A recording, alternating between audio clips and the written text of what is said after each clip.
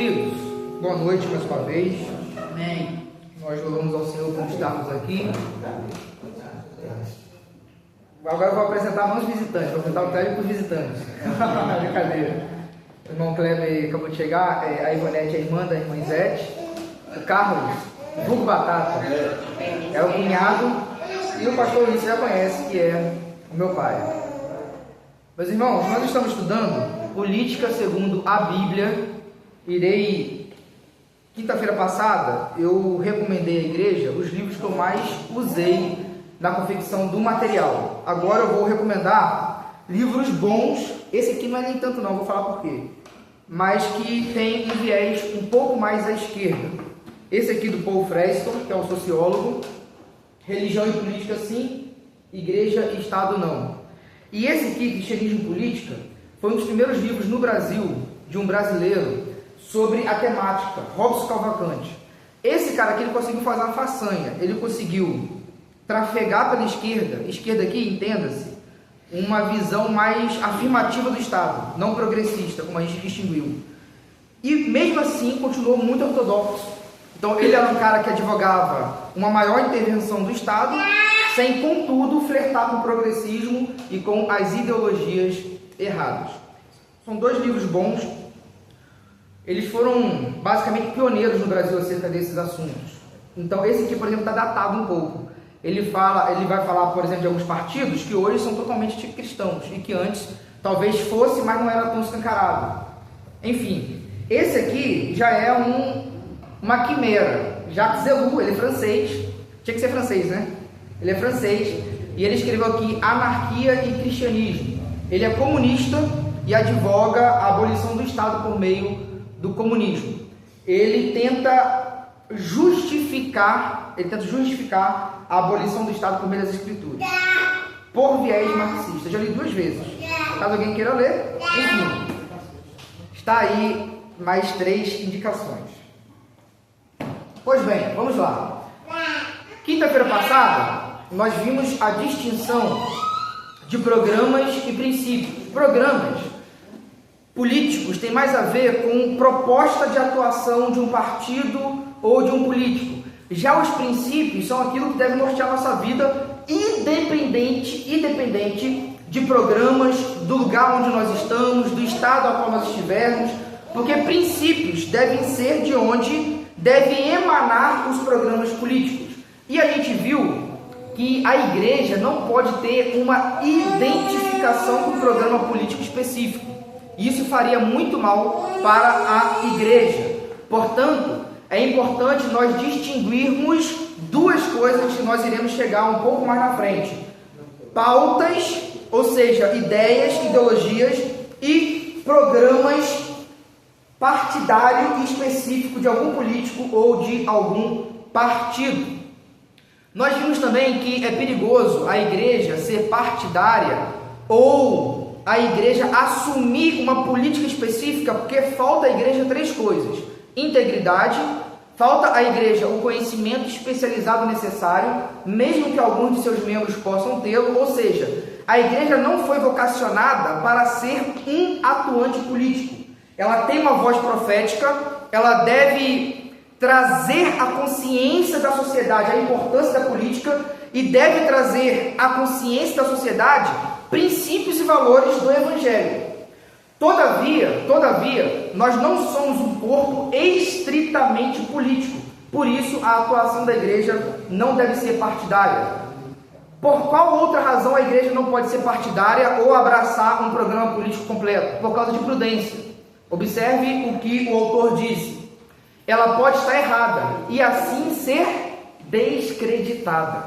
Por isso que a igreja, nós enquanto igreja, podemos levantar pautas de ideias, de afirmações genéricas e de princípios, mas fica difícil a igreja fechar com um partido, com um político. Por quê? Independente se a proposta for boa, se nós fecharmos e nos identificarmos, isso pode gerar uma mancha para a igreja de Cristo Jesus e fazer com que a igreja seja descredibilizada. Uma outra coisa é justiça.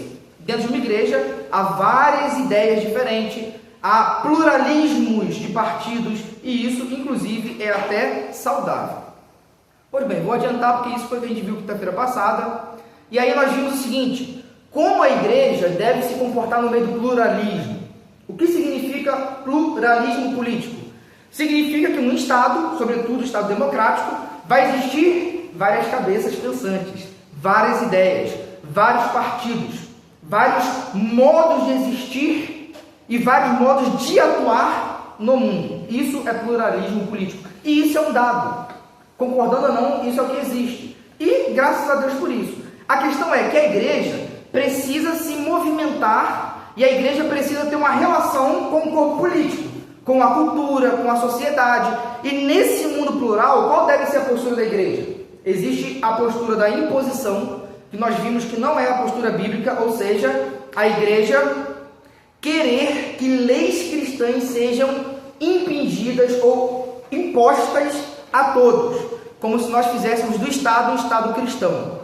Mais na frente nós vamos estudar 5 maneiras que a igreja deve se relacionar com o Estado. Aí eu vou falar mais desse assunto. Eu estou falando nós enquanto indivíduos, nós enquanto igrejas. Nós não podemos querer que haja uma imposição, por exemplo, da fé cristã por meio da lei. Por quê? Olha lá o parênteses. Imposição não é conversão. No mundo plural, nós não podemos querer que o Estado exija que todos sejam cristãos, porque inclusive é contra a natureza da fé cristã. A outra postura é a laissez-faire, ou seja, uma decisão derrotista de deixar as pessoas em paz e não interferir ou tentar influenciá-las de maneira nenhuma. Tolerância não é complacência. Olha só, vamos supor que eu sou tolerante com Charles. Ele pensa algum ponto diferente de mim. Ser tolerante significa abraçar o mesmo discordante. O que o pessoal quer falar hoje por tolerância é uma complacência. É eu aceitar sem nenhum tipo de intersecção, de diálogo, de conversa. Então a igreja não vai querer que o Estado imponha sobre os ímpios a fé cristã, mas também de mandar de ombro e falar assim, não tem responsabilidade nenhuma.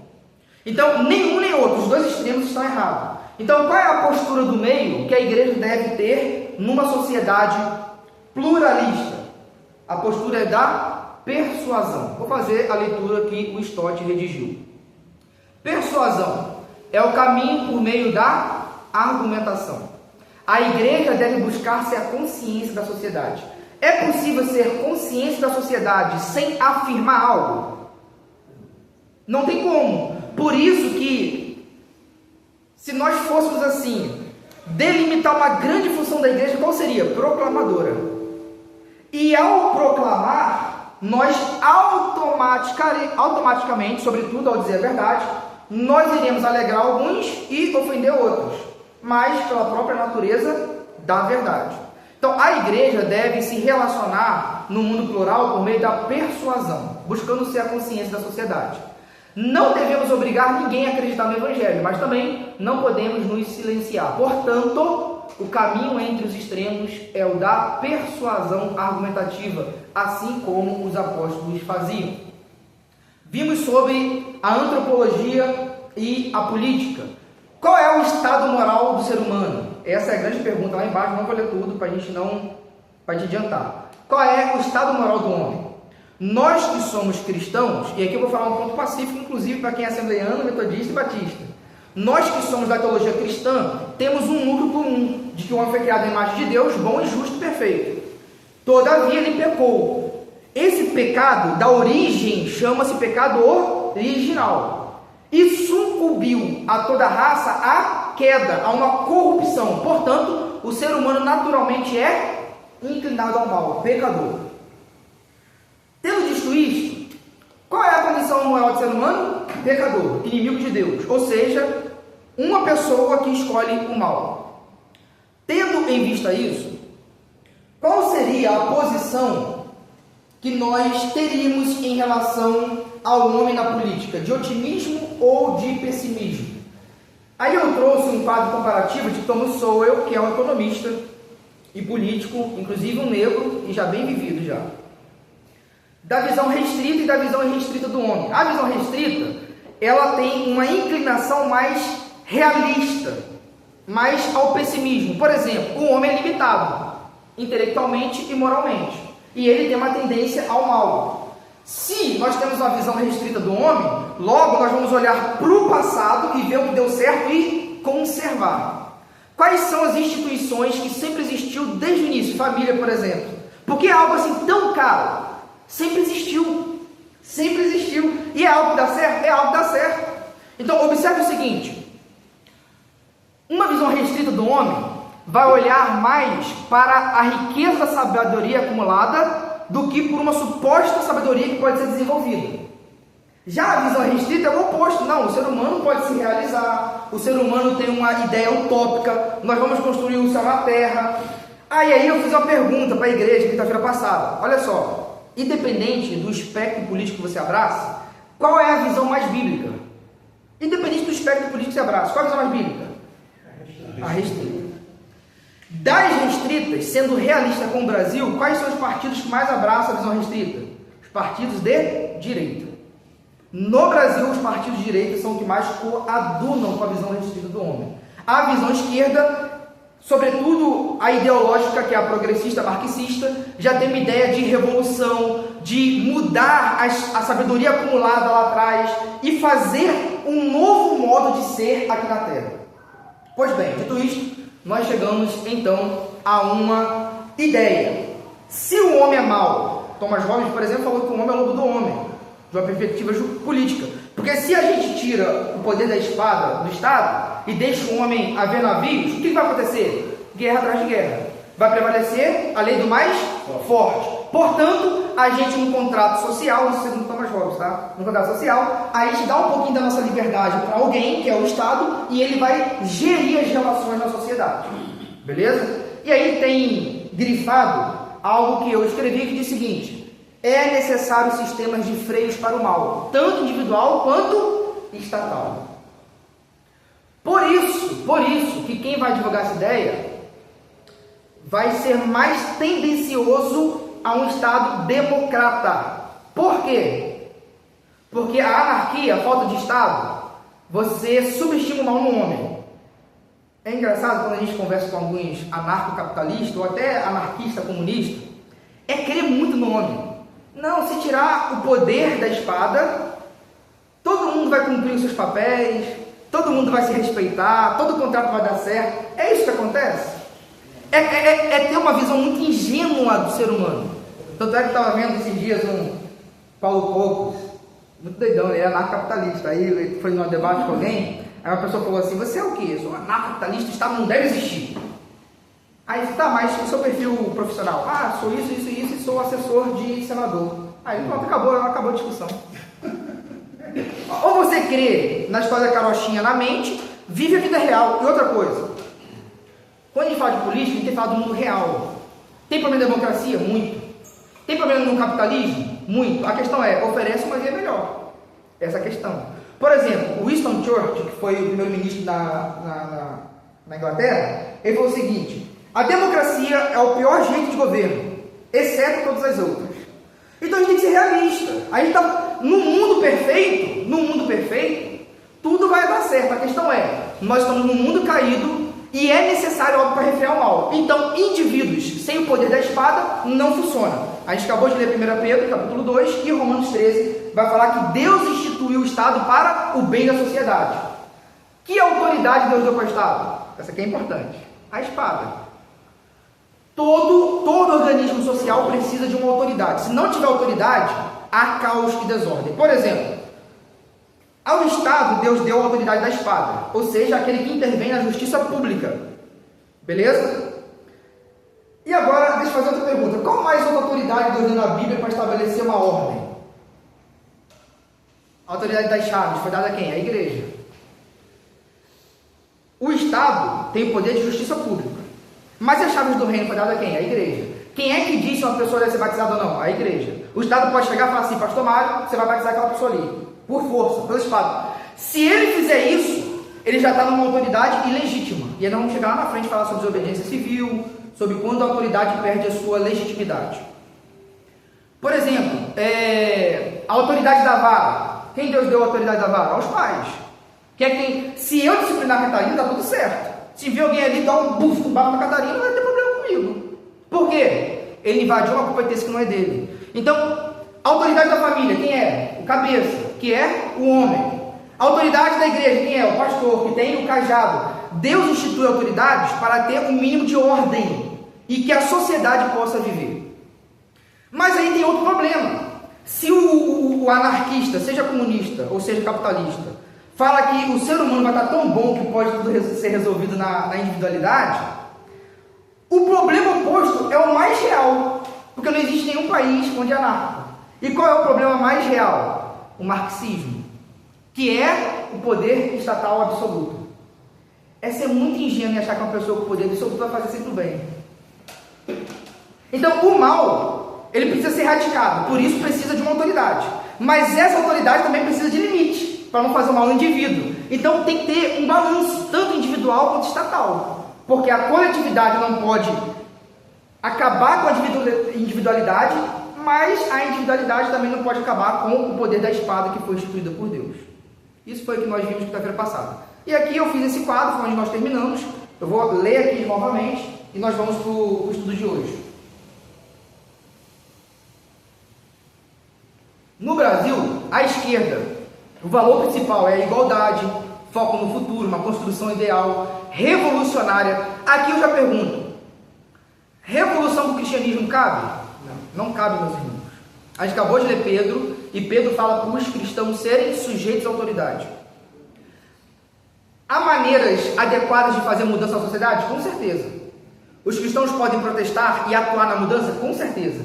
Mas por meio de revolução, não cabe. Agora, quando nós chegarmos na ética, nós vamos ver quando o Estado se torna totalitário e pode ter algum meio termo aí, tá? Mas aí fica um pouquinho mais para frente.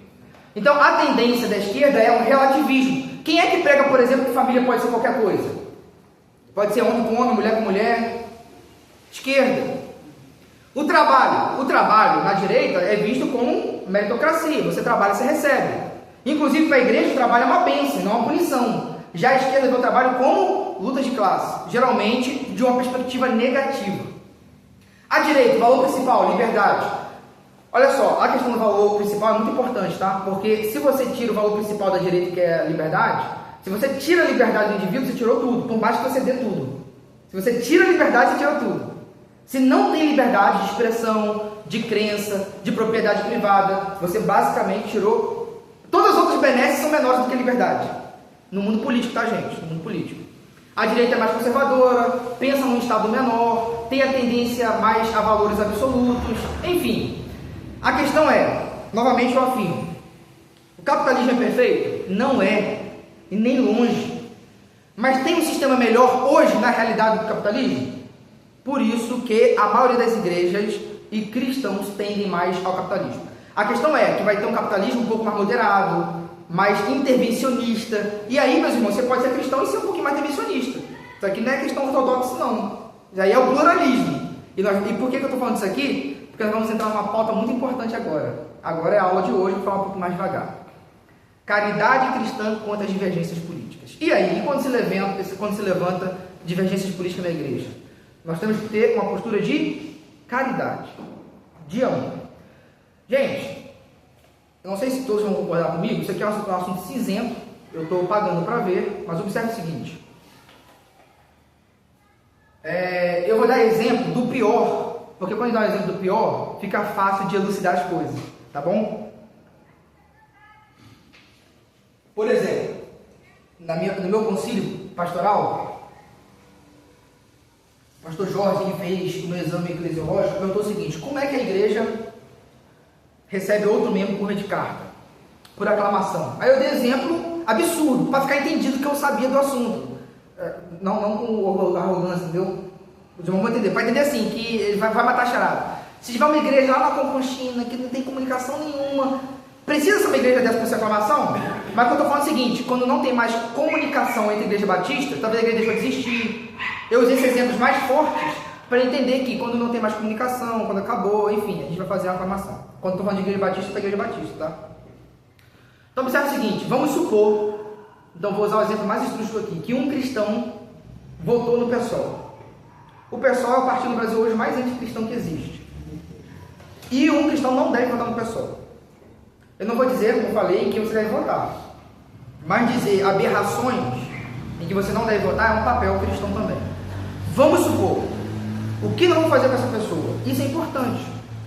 Agora, eu vi um vídeo recentemente de um pastor que falou assim: se você votou no PT, me fale para você ser excluído. Eu acho essa postura temerária, e eu vou explicar por quê. Primeiro, porque a igreja não pode ser partidária. Mas espere eu acabar todo exemplo, depois os irmãos podem questionar. Vamos lá. Pessoas podem ser incoerentes no voto por pelo menos 5 razões. Por pelo menos 5 razões. Como é que um cristão, vamos supor que um membro meu chegou e falou assim: pastor, votei no PT. Gente, eu não vou ficar feliz. Mas como é que nós precisamos averiguar essa situação? Como é que... Vou usar o pior. Um irmão chegou para mim, Kleber chegou para mim e falou assim: pastor, eu votei no PSOL. Observe o seguinte, Kleber não, porque ele é bem esclarecido, mas vamos lá. Observe o seguinte: por que pessoas podem votar, ser tão incoerentes na vida da eleição? Assim como a gente é tão alienado em outras práticas, a gente pode ser na eleição, correto? Sim ou não? É possível ser um cristão e ser incoerente? Sim. Agora olha só, observe o seguinte: nós temos que examinar as camadas até chegar no coração. Eu estou aqui na camada, tá? Alienação total. É possível alguém de igreja que não sabe nada de política vai lá e vota? É possível, meus irmãos? Lógico que é. Interior, então, nem se fala. Por isso, eu falo assim: se você votou em tal, sem conhecer as razões, as causas, é muito temerário. Porque há pessoas que têm alienação total da política. Por isso, eu acho uma fala perigosa. Beleza. Esse aqui não é o caso da maioria, mas que existe, há e muitos. Sobretudo no interior. Aí a pessoa fala assim: não, pastor, eu acho que é o PT mesmo, acho que é o pessoal.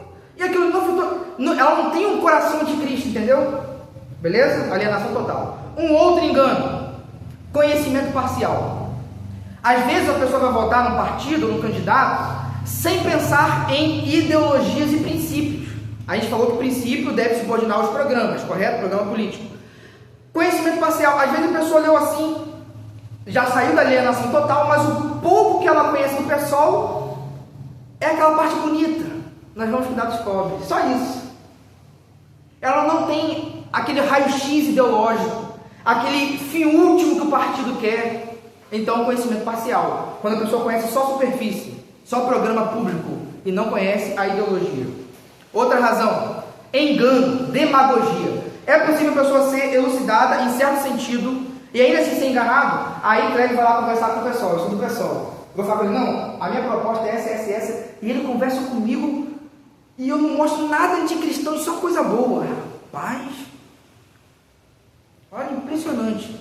E aí, de fato, a pessoa foi enganada, sofismo. O cara é demagogo, o cara não quer fazer isso, ele está mentindo, mas a arte política, ele vai ludibriar a pessoa. E a pessoa vota e não, pastor, que ele vai fazer mal, não. Os outros vão, mas aquele ali não. Engano. É possível isso, meus irmãos? E como?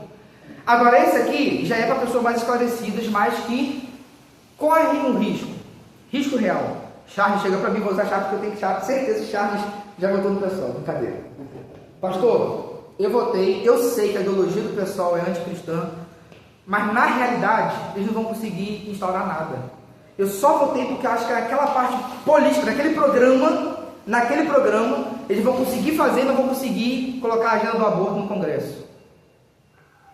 Está sofrendo risco. Aí já é uma situação bem perigosa. Esse sentido aí, para o próximo ponto que nós vamos chegar, já é perigoso. Esse próximo ponto não, o próximo slide. Tá? O próximo ponto é a mente dualista. Divisão absoluta entre as esferas.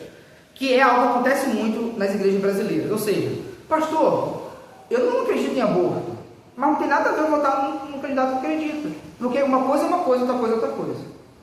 Ou seja, a minha fé não deve interferir na maneira que eu voto. Será que é isso mesmo? Gente, nós estudamos cosmovisão e vimos que a fé deve orientar toda a nossa vida.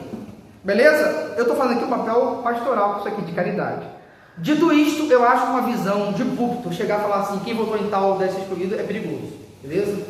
Agora, eu preciso fazer uma ressalva, e eu já falei isso quando eu preguei sobre disciplina eclesiástica.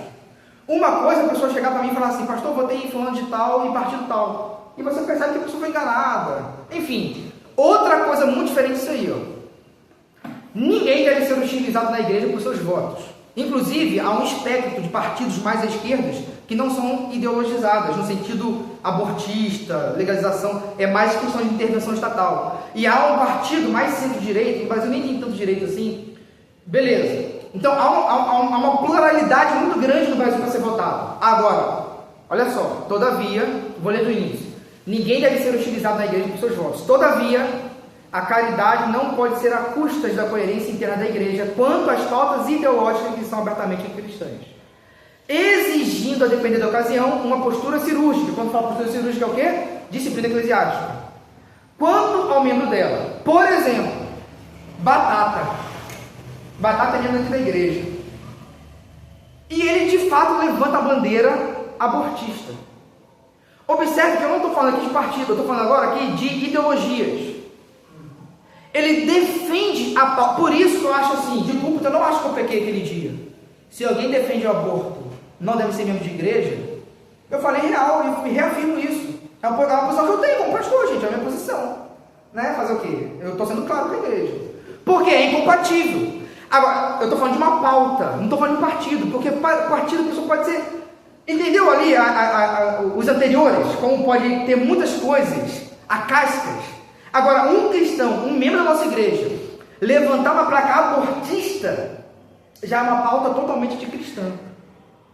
Assim como um irmão que está pecando, porque a gente pensa em disciplina eclesiástica em pecado moral, mas a disciplina eclesiástica é pecado moral e heresia. Se alguém deixar de crer que Cristo é o Deus, será expulso da igreja. Mas se alguém abraçar uma ideologia anticristã, também ela deve ser cobrada da igreja. Então, se o irmão começou a pecar, nós vamos excluir de vez? Lógico que não. Nós vamos conversar com a pessoa, nós vamos querer trazer a pessoa para a sanidade. Mas se eu chego para o cara e falo, meu irmão, você entende que essa ideia é equivocada? Vou chamar o Charles. Meu irmão, pensa um pouco mais. Para mim, a mulher tem direito de matar uma criança. Então, nós vamos chegar um momento, a igreja vai chegar um momento diante de Cléber, na Assembleia e falar assim, meu irmão, você pensa assim mesmo? Penso. Você sabe que isso é um valor absoluto para a igreja, né? Sei, mas para mim não. Então, nesse sentido, por exemplo, seria coerente um cristão defender ideologia de gênero? Seria, meus irmãos? Não, claro que não. Então, observe que pautas específicas, eu acho que pode ser até uma questão de disciplina. Todavia, a gente precisa agir antes com a caridade. E sempre suspeitando o bem da pessoa. Suspeitando algum erro, algum equívoco. Por que isso é importante? Porque na igreja, meus irmãos, pessoas votam em partido diferente, em política diferente. E eu não vou chegar ali na frente, líder, ano que vem, e falar assim, quem você votou para entrar na igreja? O que eu quero fazer como pastor, que eu acho que é o meu dever, é conscientizar a igreja. Nós estamos às portas de um ano eleitoral importantíssimo. Então, o que nós devemos fazer? Meus irmãos, nós somos um país com um número de evangélicos imenso. Se existisse essa consciência no contingente evangélico, será que não faria diferença? Faria ou não, meus irmãos? Geralmente o pessoal trava aqui, ó, mente dualista, alienação total, conhecimento parcial. Por quê? Porque a igreja não educa. Pastor, mas a igreja não é para falar, gente, a gente leu Pedro falando de política. A gente leu Paulo falando de política. A gente vê o Antigo Testamento falando de quê, meus irmãos? De política. Então, não é uma... Então tá bom, então eu não vou falar de família, porque não fala de Jesus explicitamente. Eu não vou falar de mordomia, de como lidar com a finança, porque não fala de Jesus explicitamente. São assuntos que a Bíblia toca. Então não dá pra gente fechar o olho e não dá para ser conivente com esses pecados. Beleza, meus irmãos? Os irmãos entenderam minha posição? Eu sei que é uma posição cinzenta, mas necessária de falar, para não gerar guerra de espada entre a igreja, né? Sim. Só, se me permite. Só que às vezes a gente acaba patinando em certos assuntos, em certas questões, porque às vezes a gente quer ser purista demais. Quer ser o quê? Ser purista demais. Purista. Todo. Como é que é laissez-faire? Laissez-faire. Deixe fazer. Deixe isso. Exatamente. Laissez-faire, é assim. Então, essa parada, essa complicação linguística. Então, e aí a gente começa a bancar o postulado, começa a lavar as mãos e... Correto. Vamos dizer assim. Então a gente, à medida em que pessoa está desavisada, ou ela é ignorante, isso não precisa ser uma sentença para ela. Sim. Ela pode ser educada, ela pode se aprimorar, tá certo? E aí, a partir do momento em que a pessoa começa a ter conhecimento das coisas como elas são propriamente, ela já começa a... É necessário que ela assuma certas responsabilidades sobre aquilo que ela conhece. Correto. E eu acho razoável que alguma cobrança em cima desse conhecimento que ela passa a ter, eu acho justo. Porque não dá para o camarada entender que determinada ideologia ou partido que se pauta por uma quantidade absurda de ideologias anticristãs, que ele acha que, bom, o voto dele não vai fazer nenhuma diferença. Logicamente que vai. Com certeza. Então ele está jogando fora aquilo que ele aprendeu. Então, o pastor está trazendo aqui para a gente orientação no tocante a uma série de assuntos. Então o que você vai fazer com esse conhecimento? Sim. É importante. Então, se o camarada ele fecha os olhos àquilo que está diante dele, então voltamos à questão que o pastor falou, você ter caridade com quem foi enganado, com quem está, sabe, totalmente alienado, mas dos que não são. Então, isso precisa ser pensado seriamente, porque Sim. a gente pode prejudicar muito o bom andamento das nossas igrejas. Veja, não tem oposição humana que vá deter a igreja de Cristo, mas ter um pouquinho de tranquilidade é algo desejável. Sim. Então, o que a gente faz com esse conhecimento que a gente adquiriu é responsabilidade. Então, você vê pessoas fazendo defesas apaixonadas dessa ou daquela agremiação ou partido, você vê que tem ali só demagogia, aquela coisa assim, poxa, eu a vida inteira cresci acreditando nisso. Pô, agora se eu mudar de ideia, eu vou tirar brevet de otário durante minha vida. Toda a vida, né? Toda a vida. Bom, que seja, paciência. Mas a gente vê muita demagogia, muito contorcionismo ideológico, como um exemplo que deu aí do Paulo Cogos, né? Como é que você pode... Sim, sim. Então, assim, é complicado. A verdade é que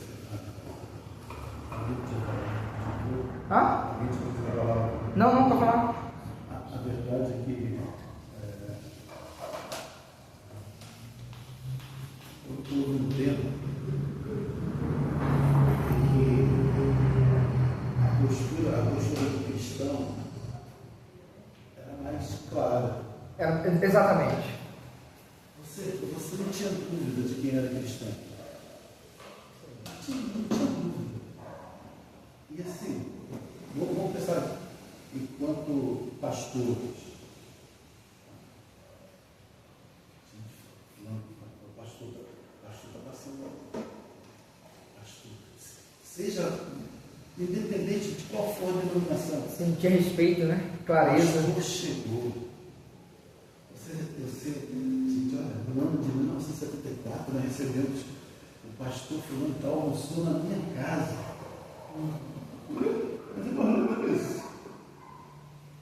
74 não era mais. Hoje está fluido. Sei que isso é uma coisa fluida. Está muito elástico, né? Está muito elástico. Está misturado demais. Isso aí. Isso que o senhor está falando aqui, da cosmovisão, trazendo esses temas,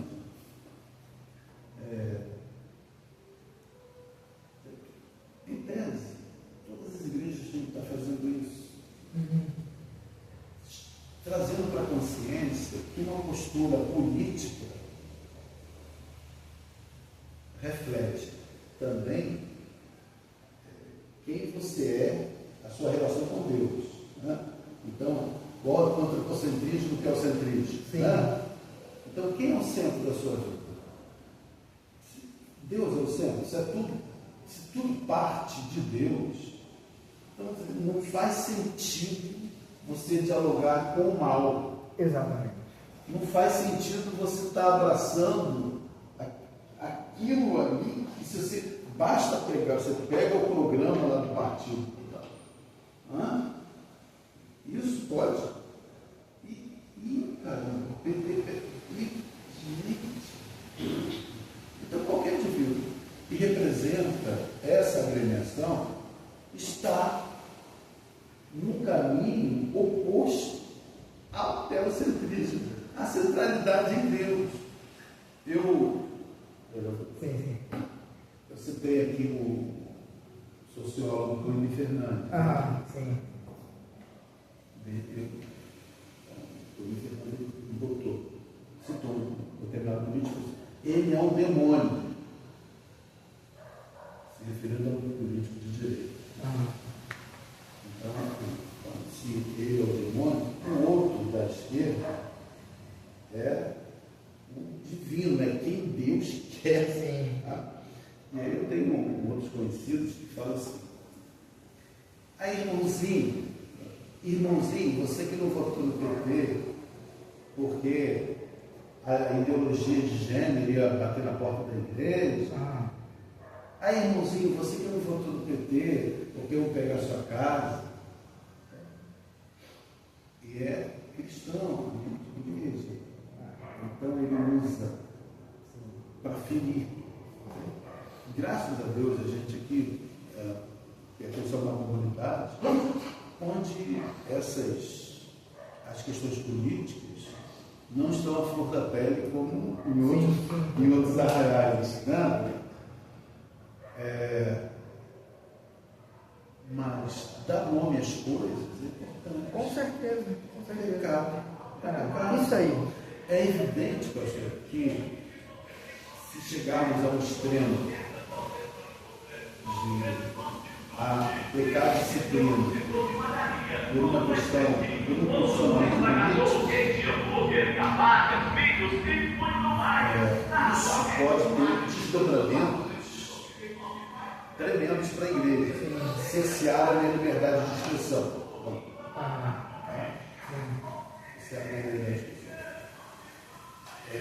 Mas deixar de falar o que é. Exatamente. Não pode deixar de falar. Vai deixar de ser pastor. Isso aí.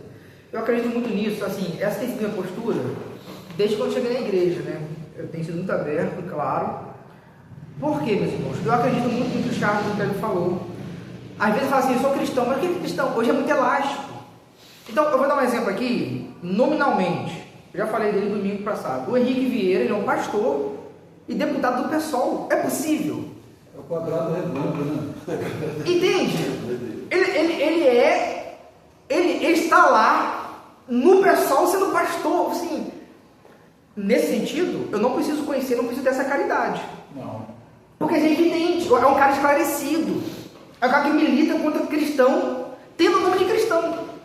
Nesse sentido, eu não preciso ter caridade. E por isso, de maneira muito clara, eu falo assim, para mim é falso. Eu sempre falei dele aqui que é falso, porque talvez o irmão não conheça, mas muita gente no Brasil conhece. E ele tem mais de 3 milhões de seguidores. Então, assim, é um cara que está entrando na casa de muita gente. Uma hora vai bater na casa de vocês. Então, assim, chega um momento que a gente é claro, a gente não deixa margem por irmão estar aqui e falar assim, tá me enganado. Né? Tá me enganado. Agora, o Estúdio Cosmovisão, nós falamos isso. Vai mexer com o nosso coração. Porque a gente está trazendo todas as coisas a uma coerência. Qual é o núcleo de coerência? A fé cristã. Então, é coerente eu ser anti-ideologia de gênero, anti-aborto, anti-liberação de drogas e votar no partido que é a favor disso? Eu oro pelos meus filhos, eu oro pela Catarina. E qual é a sociedade que eu quero dar para ela? Então, é coerente. Então, o meu voto tem que ser coerente com as minhas orações, com a minha proposta. Passei com o pastor essa semana. Foi hoje? Um textinho. Foi hoje. Um texto que eu precisei colocar no grupo dos professores do Legal Frio. Sim. Porque nós recebemos na escola um estudante que se chama Alex mas que no registro está lá, sei lá, Alice. É Alice. Você olha, é Alice. Tem seio de Alice, né? Preciso falar mais. É Alice. Mas ela conseguiu na justiça o direito Nome social, né? de ter o nome social. Isso é duro de engolir. Isso é uma aberração. Sim. Agora, você vai tratar mal o indivíduo? A gente vai tratar, vai dar carinho, vou evitar ao máximo chamar o nome dessa pessoa. Mas você é missionário também, né? Você é missionário também, né? Você está lá na esperança de Jesus. Não é isso. Aí temos um ambiente que é a escola. É, isso aí. O nosso ambiente aqui é a igreja. A capacidade humana de perceber a normalidade é limitada. Correto. Quando a normalidade se prorroga, ela se normaliza. Isso a gente não pode deixar. Exatamente. Essa flexibilidade não pode acontecer. Isso. Ontem à noite, o ministro, antes de ontem à noite, o ministro Gilmar Mendes chegou a uma conclusão. Tem uma deputada que uma deputada, eu falei também de deputada. É um deputado que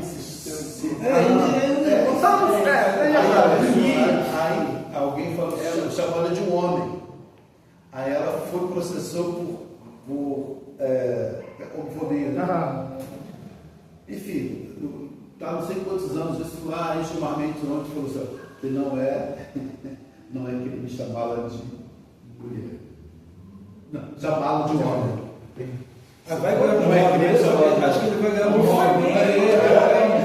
Ó, o meu. Chamá-lo de homem. Eu estou trabalhando. Vai ganhar o prêmio Nobel. Eu estou trabalhando no TCC da faculdade. Eu vou falar de objeção de consciência do serviço a terceiros. Quando alguém não quer prestar serviço para um casal homossexual. E aí eu vou defender essa pauta aí, na universidade. Vamos ver o que vai dar. Queridos, olha só. Vamos lá então, para algo muito prático. Como o cristão deve votar? Como é que o cristão deve votar então? Primeiro, ter a sua consciência cativa à palavra e colocando sua esperança última na escatologia. Gente, pastor, mas tem tanto programa bom, mas a sua palavra fala que aquilo é mentira. Então vá na palavra. E outra coisa, nunca colocar a esperança última em político ou em partido. Esse foi um grande problema da igreja brasileira nos últimos anos. Colocou muita esperança em uma pessoa e em um partido.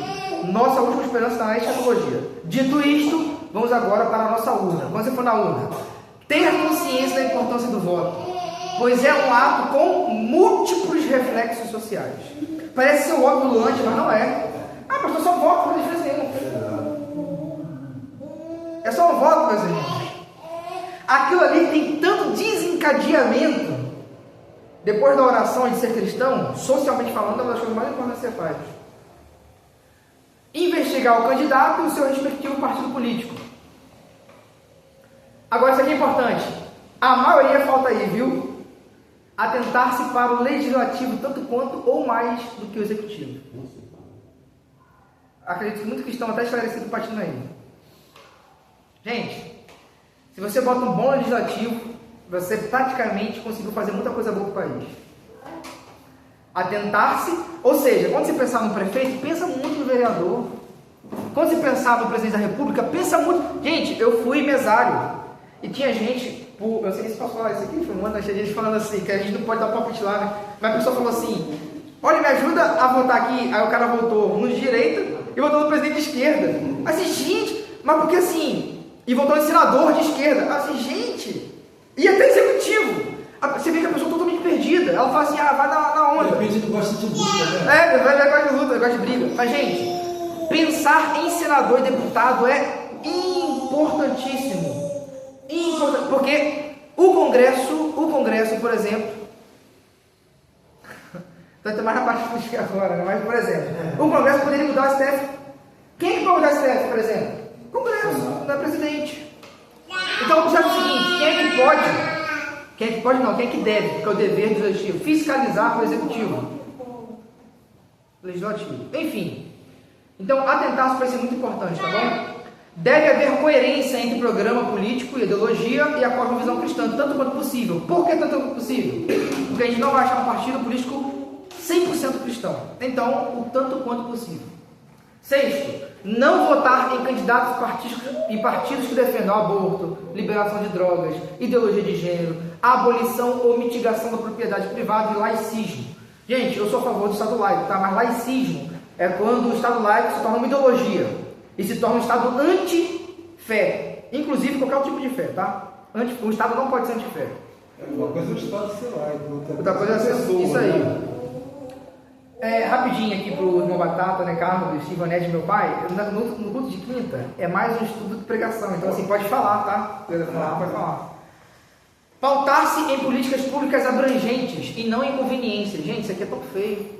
Vou votar porque eu vou ganhar alguma coisa, pessoal, ou a família ou a igreja. Cara, isso aqui não cabe não, viu? Não deve ver a cultura do voto de cabresto. Eu recebi a mensagem de um amigo de Macapá, falei isso aqui na igreja. Ele assim, rapaz, você não é minha igreja. Por quê? Porque na minha igreja todo mundo tem que votar um candidato. Sob pena do meu pastor ser tirado de lá se ele não comprovar que o senhor deve votar. Voto de cabresto. No interior do Brasil isso acontece muito. A gente não pode ceder para isso aqui. A gente não pode ceder para isso aqui. Voto de cabresto. O pastor não pode dizer em quem você vai votar. Não pode. Pode indicar princípios, pode dizer, senão você não pode, senão você vai ser exaurido aqui, vai ter mudança de. Pode falar. Isso tem muitas cidades pequenas que o tio eles usam aí com uma pressão, né? Sim. Aí tem aqueles votos de cabresto lá que as pessoas basicamente ficam sendo obrigadas a votar neles e. Nesse sentido aí, nós vamos entrar um pouquinho em eclesiologia, mas aí assim, um pouquinho, a metodista brasileira e a assembleia é episcopal. Nesse modelo de episcopal sofre mais, porque tem hierarquia. Como a igreja batista é autônoma, não tem isso. Então, se o pastor vai chegar aqui e falar para eu mandar vocês votarem. Mas numa igreja onde tem mais escala de hierarquia, isso acontece com muita facilidade. A nossa igreja, por exemplo, a gente nunca, assim, permitiu que a política fosse algo que cedesse na igreja, entendeu? Sim. A gente, de fato, assim, até aceitar. Nunca aceitamos nada vindo político em partidos para que a nossa igreja não tenha um vínculo assim de dever, por favor, ou obrigação. Sim, tá muito certo. Política, que sempre faz parte de ter a nossa igreja, que a gente não concorda, porque muitas vezes, quando você for às vezes, dá uma coisa, mas está interessado. Faz um favor para a igreja, mas pensando nos meus. Não é pensando em alguma coisa, só que tem interesse para ser favorecido. Obrigado, meu irmão, pela participação. E por fim, pensar a longo prazo também, e não unicamente nos efeitos imediatos. Então, como o cristão deve votar? É só olhar todas essas pautas aí que nós vimos. Para encerrarmos o estudo de hoje, eu quero falar rapidinho sobre propriedade privada. Propriedade privada e Bíblia. Se você crê que a Bíblia protege a propriedade privada, você não pode ser de jeito nenhum comunista. É impossível. É impossível. Vamos lá. A Bíblia é inequívoca. Aqui eu vou deixar sem sombra de dúvida, tá? A Bíblia é inequívoca quanto à legitimidade de propriedade privada. Vamos ler a Bíblia um pouquinho? Êxodo 20, versículo 15 fala o quê? Não furtarás. Esse não furtarás está em que parte da Bíblia? No coração do Pentateuco. Qual é o coração do Pentateuco? No Decálogo tem uma proteção à propriedade privada. Não dirás falso testemunho. Deus está protegendo o quê? A verdade. Correto? A verdade e a reputação alheia. Não cobiçarás. Deus está protegendo o quê? A pureza do coração. Os 4 primeiros, Deus protege a relação do homem com Deus, depois do homem com o homem. Não adulterarás. O que Deus está protegendo? A família e o casamento. Deus protege vários pontos importantes da sociedade. O mandamento ali não é só que... Observe, não adulterarás. Deus está protegendo o quê, meus irmãos? Família e casamento. Não mentirás. Deus está protegendo a verdade. Não furtarás. Deus está protegendo o quê? Propriedade privada. Pronto, matou o pau criado aí. Deus protege a propriedade privada. Marcos de propriedade, Deuteronômio 19:14. Não removam marcos antigos. A gente pensa que é princípio, mas não é propriedade. Antigamente, hoje nós temos escrituras. O poder público chega aqui e fala assim: o terreno de Charles é esse. Antes a gente não tinha isso, meus irmãos, era marcadores. Aí o irmão Charles morreu, os filhos são pequenininhos, não sabem de nada. Eu pego lá o marcador da propriedade e faço assim, ó. Deus está protegendo os mais fracos a propriedade privada. Proteger os mais fracos é proteger propriedade, não tirar a propriedade para o Estado, é o oposto. Então Deus protege a propriedade privada. Acabe e Nabote. Gente, esse texto é muito bom, vamos ler? 1 Reis. Alguém pode ler para mim, por favor, para eu poder parar de falar um pouquinho e beber uma água? 1 Reis 21, versículos 17, 18 e 19. Vamos ver se Deus permite o Estado pegar a propriedade privada. 1 Reis 21, versículo 19, 18 e 19. 18, 19? 17, 18 e 19. Então a palavra do Senhor veio a Elias, o tisbita, dizendo: prepare-se, desça para se encontrar com Acabe, rei de Israel, que habita em Samaria. Ele está na vinha de Nabote, o qual desceu para tomar posse. E você lhe dirá: assim diz o Senhor, você não apenas matou, como também tomou a herança? Dirás ainda: assim diz o Senhor, no lugar onde os cães lamberam o sangue de Nabote, e os cães lamberão teu sangue, o seu mesmo. Elias está representando quem, meus irmãos? O ladrão. A figura mais importante do Estado, o rei. Por quê? Porque ele tomou a propriedade privada de Nabote. E aí Deus trouxe uma mensagem de juízo. Portanto, a propriedade privada é protegida pelas Escrituras. Outra, o direito de possuir mediante trabalho. Lucas 10, 9 e Tiago 5, 4. Vou falar rapidinho, só para a gente terminar o estudo, já está dando o horário já. Vai falar sobre o direito do salário. Agora aqui, olha só a importância de a gente parar um pouquinho de dicotomizar esquerda e direita. Tiago vai falar contra os patrões que roubam dos empregados o salário. Deus trará juízo contra os patrões porque eles roubam o salário, eles postergam o pagamento do salário. Só que quando eu trabalhei, eu tenho direito a uma propriedade. Que propriedade é essa? A economia. Eu tenho esse direito. Portanto, quando o patrão não cumpre esse dever, ele está roubando do empregado.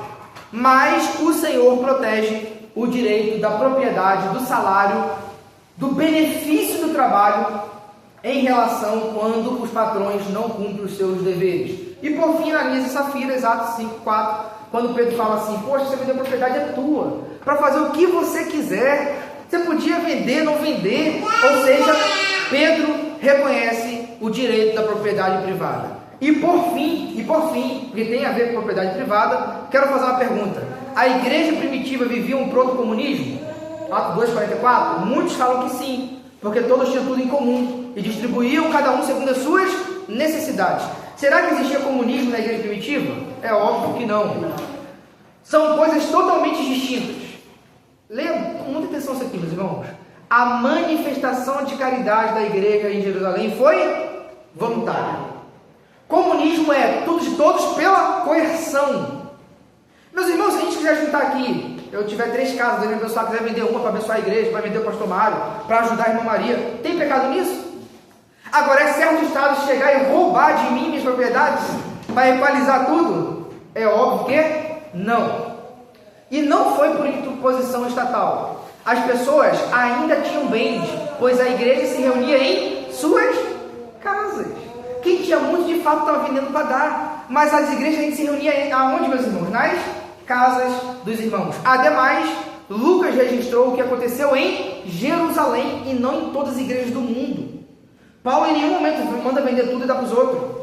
E outra, Lucas é descritivo. Lucas está simplesmente narrando o evento. O pessoal transbordou em generosidade. Agora, está acontecendo isso no mundo todo? Não. Agora tem um ponto de vista escatológico. Nós vamos brigar se a gente entrar nesse, mas Jerusalém estava debaixo de uma condenação. Em Mateus 24, em Marcos 13, Lucas 21, Jesus falou que Jerusalém seria destruída. Crendo na palavra de Jesus que Jerusalém seria destruída, era salutar que eu vendesse as coisas para ajudar aos necessitados. E não acontecia no mundo inteiro, pois muitos cristãos ainda tinham e possuíam casas. Aí tem 1 milhão de versículos para os irmãos pesquisarem. Tá bom, meus irmãos? Acabei certinho, 9 horas. Alguém quer fazer um comentário breve para a gente encerrar o estudo de hoje?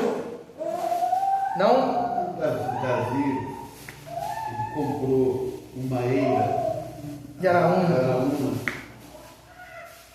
E a Bíblia fala que comprou por um bom preço. Ele fez fez questão de pagar. Lá em 1 Crônicas também fala que ele pagou acho que 600 ciclos de ouro. Poderia oferecer algo que não custasse nada, né? Exatamente.